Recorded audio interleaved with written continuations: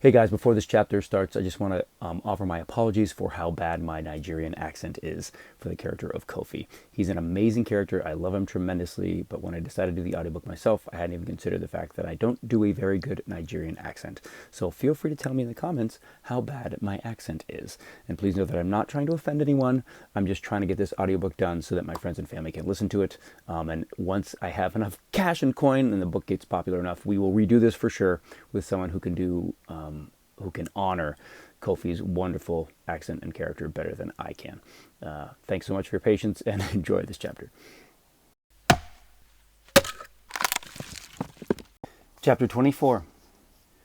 As the sun brought the orange of morning, Sam was running through a forest in his dreams. Trees fell in his wake, almost hitting him as they boomed and crackled to the ground. He tripped and fell, then looked up to see a tree thundering down upon him. Sam suddenly sat upright and fully awake. Just a dream. The door to the cabin was already cracked open, and the sun drew a line of bright yellow across the floor. Who opened the door? Well, I would have heard them, wouldn't I? Outside, men's accented voices called out to each other. "That'll do, we'll pile her up," one said with an Irish lilt. "Go on and get the horses fed," another accent shouted. Sam didn't recognize either voice. He listened again, but only heard the clomping of hooves slowly moving away from the cabin. Sam looked down to see a pencil in his hand and unintelligible scribbles on several loose pages of paper. If they were words of some kind, they were impossible to read. Turning the page over, he saw more swirls, but there was one letter he could manage to make out. It was the first letter of a signature at the bottom of the page, a single large A.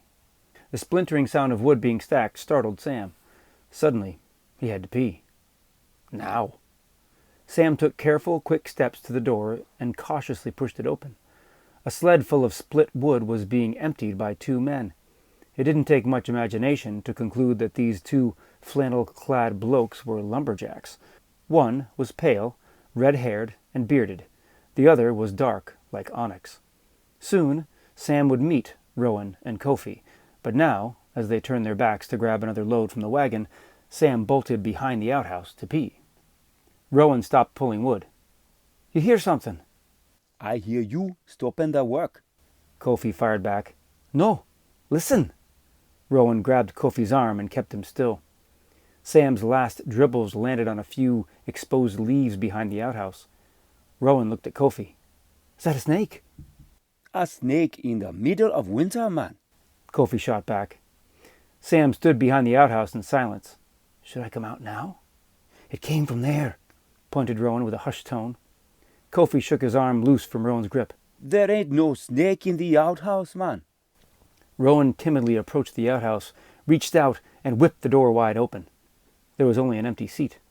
"I told you, nothing, man," said Kofi. The door slammed shut, instantly revealing Sam standing behind it. "But Jesus!" leaped Rowan. Kofi laughed so hard he dropped his armload of wood. It took him a moment to catch his breath enough to greet Sam.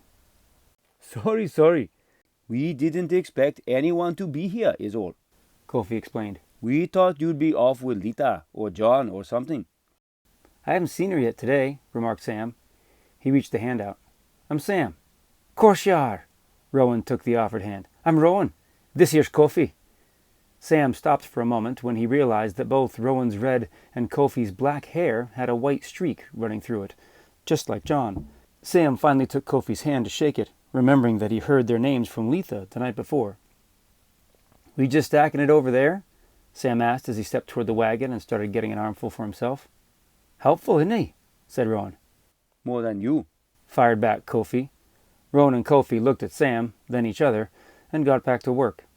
Kofi grabbed the pieces he had dropped as he was laughing. "Stacking it just right there, next to the cabin." Once Sam's arm was full, he grabbed a piece with his free hand and walked the load quickly to the long stack of wood. He added his armload to the stack with a splintered thud. The three of them made quick work of the sled's contents. As Rowan brought the last armload to the newly stacked woodpile, he turned to Sam.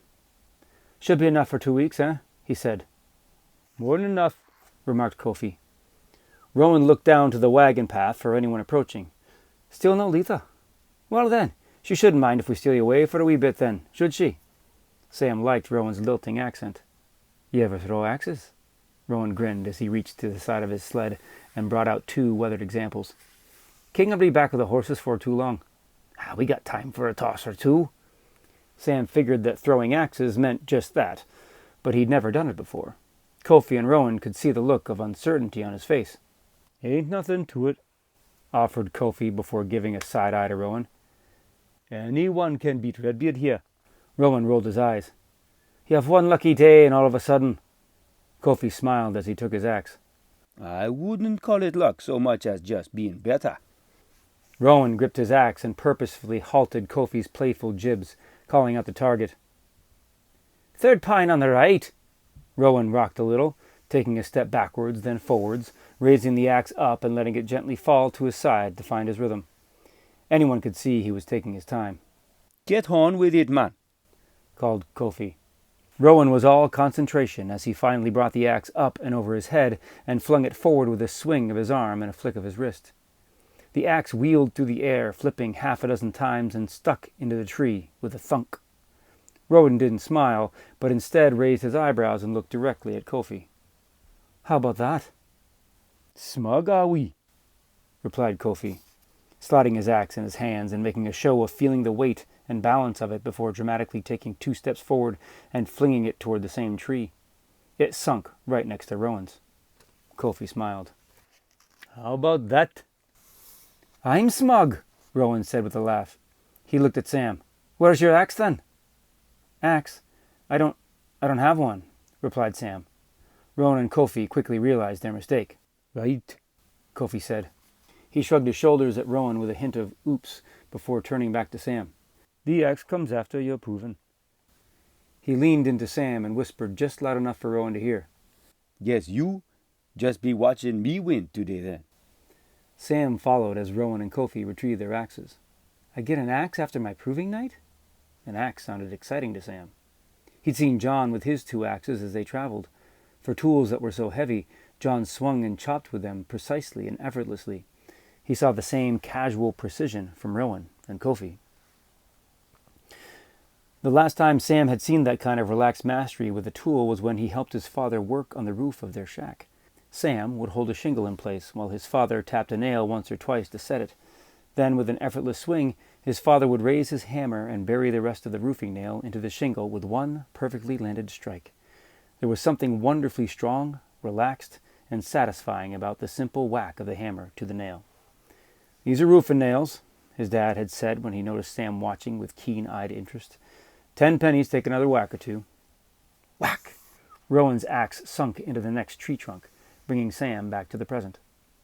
Hey, no axe till after your proving night, your first night, said Rowan. They arrived at the tree with the axes embedded in it. Ah, the first night. Kofi looked a little wistful.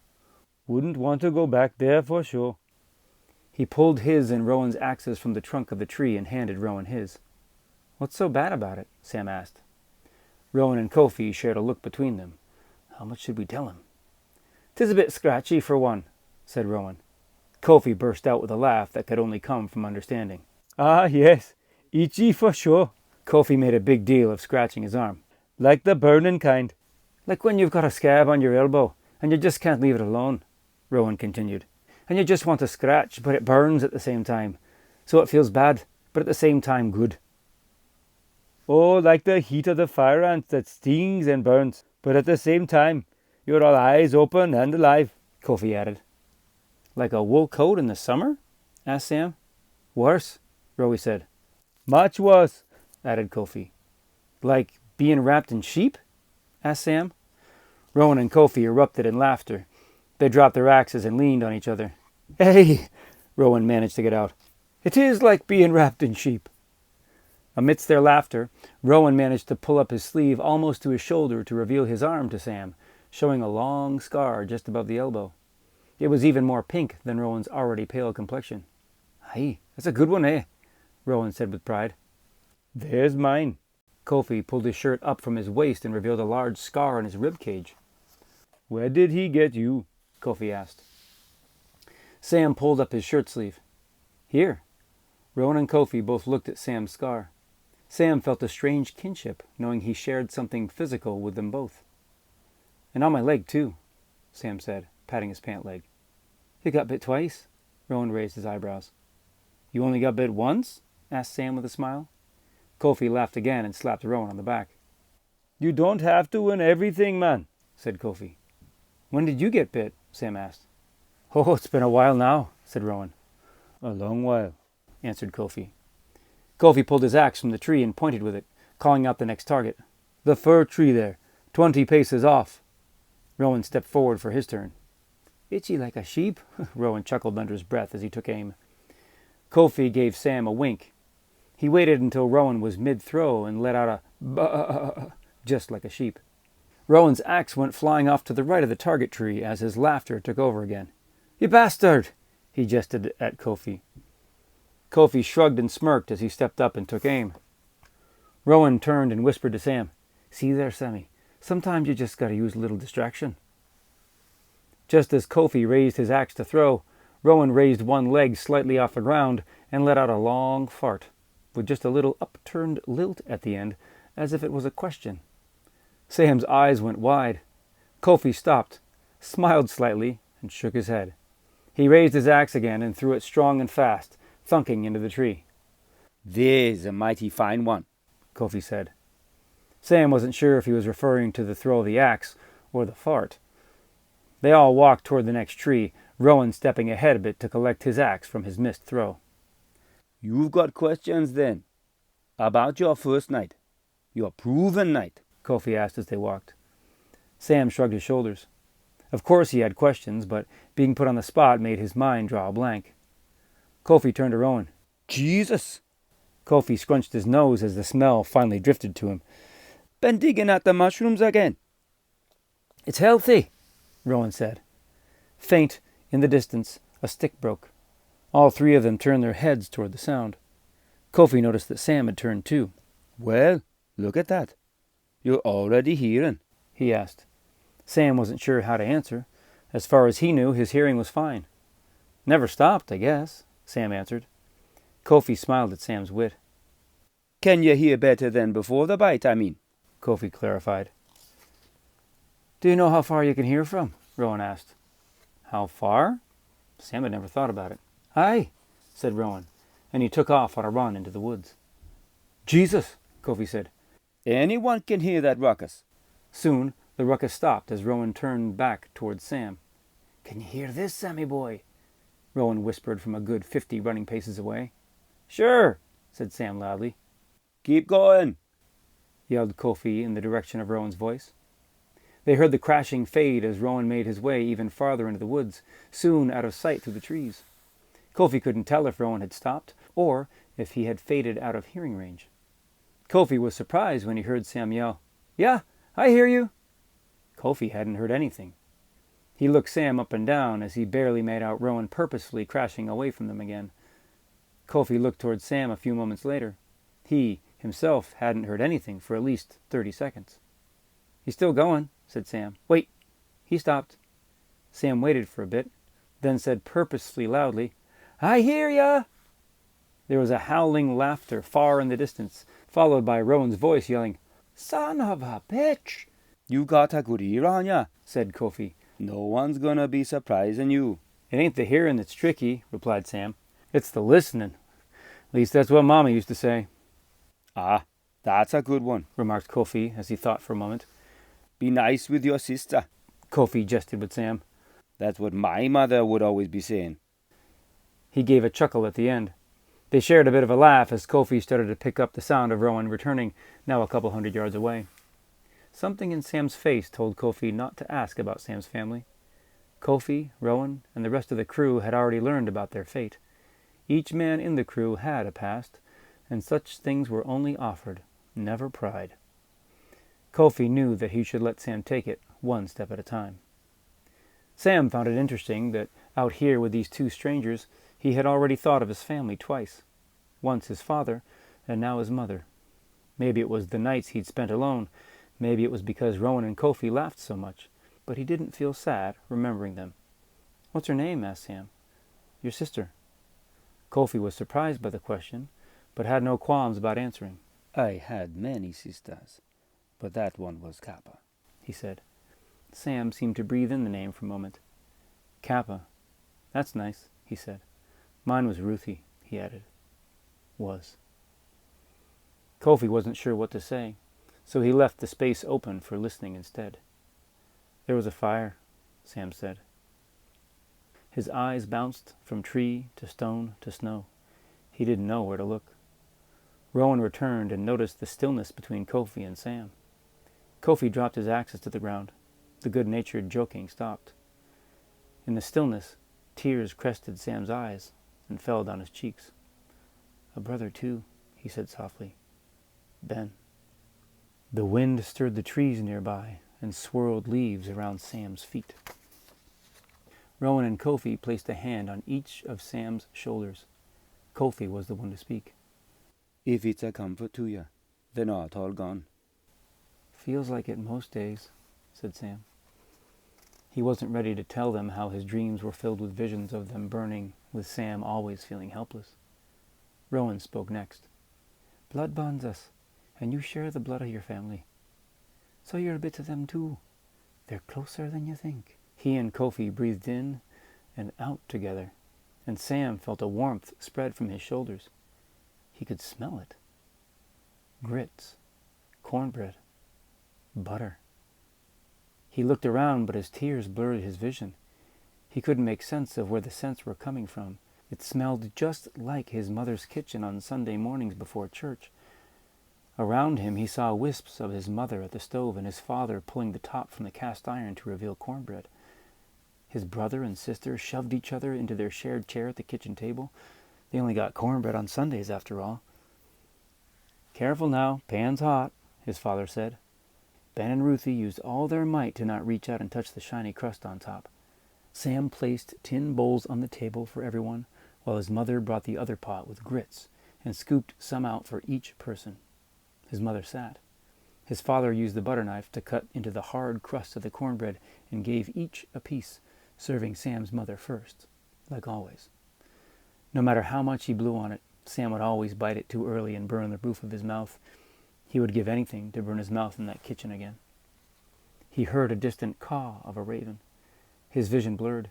He blinked, and as his eyes cleared, the wisps of his past were gone, and he was back in the North Woods. He was standing with Rowan and Kofi, each of them still with a hand on his shoulder. Not so far away, said Rowan with a gentle smile. It smelled like my kitchen on a Sunday morning, Sam said. You're lucky you didn't smell Rowan's wind instead, said Kofi. A small chuckle rose from Sam as he wiped his tears with his sleeve.